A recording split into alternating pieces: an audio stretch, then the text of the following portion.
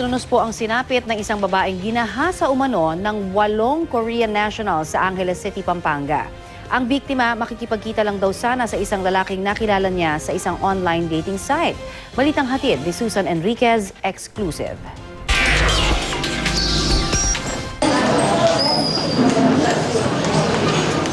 Halos hindi na makatayo, may mga pasa sa katawan at leeg at mga pasot galo sa leeg at paa.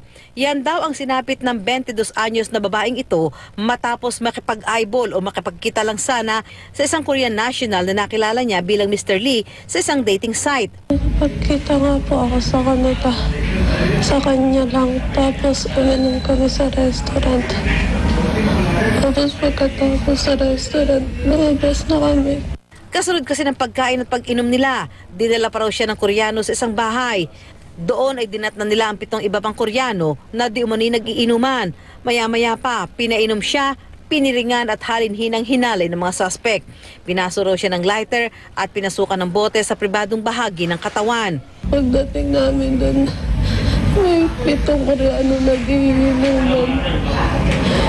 Pagkatapos nandun nila ako, pinalaw na nila ako doon.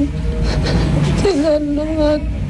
Kasunod noon, dinala pa raw siya ni Mr. Lee sa isang hotel kung saan muli siyang hinalay. Wala mang kuha ng mismong pagpasok nila sa hotel, may kuha naman ang CCTV ng hotel nung mag-check-in doon si Lee na may kasamang isang lalaki at ibang babae.